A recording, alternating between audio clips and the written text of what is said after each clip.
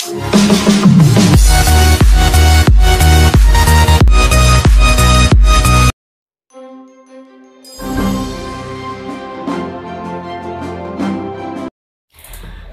what's up mga kakitis? Today, I'm going to teach you how to download KineMaster without watermark. So, stay tuned! A few moments later. So, yan guys, tuturuan ko po kayo paano i-download yung KineMaster without watermark. So, kailangan po meron tayong Wi-Fi. Ayan, connected po. Tapos, sa data, kailangan naka-on po kayo. So, yan. Huwag na tayong magpatumpik-tumpik pa. Start na tayo. Punta po kayo kahit sa anong browser.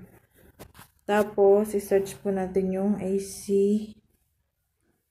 Market. So, ito po yung nasa unahan. Click po natin yan. Tapos, i-click natin yung download. Download yan. Download. Tapos, ayan. Pagkatapos po natin i-download guys, kailangan po natin siya install. So, installing. Ganyan lang po siya kabilis. Maganda yung connection natin eh. Installing po siya. So, yan. Application installed. So, done. Punta po tayo sa, ayun, AC Market. Click natin.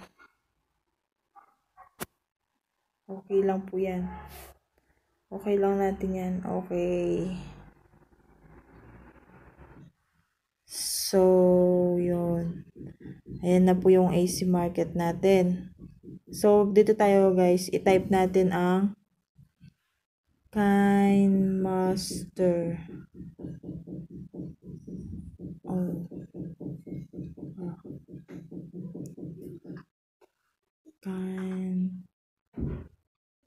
KineMaster. So, ito siya. So, sa akin po, ayan, nakikita nyo naman, naka-installed na yun sa akin. Ito po yung ginamit ko, 491012 yan, yung una. Tingnan nyo na lang po. Papakita ko po yung sa akin na na-install ko dito sa AC Market. So, yan. Ito. Yan. So, create tayo guys. Select aspect. Yan, dito tayo. Tapos, lagay tayo ng background para mas maliwanag.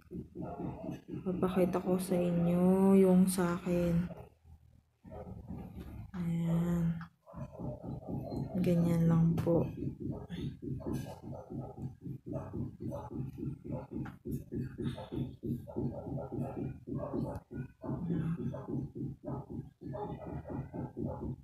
Yan lang po. Diyan ko lang po din-download yun sa akin guys.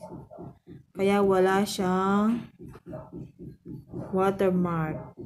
So, yan.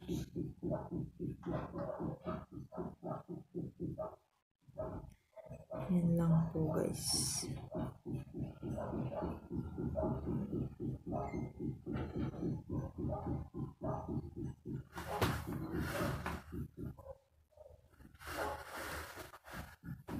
Ganyan.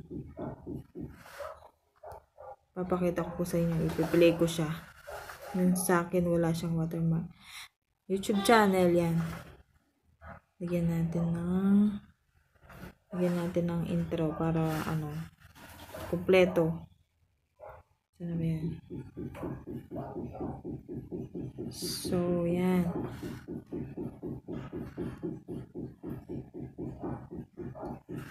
Makikita nyo po. Ayan. Diba? So guys, huwag niyo po kalimutan mag-subscribe kung natulungan ko po kayo sa pag-download ng KineMaster without watermark. Thank you po. So, ganun lang yun guys. Bye!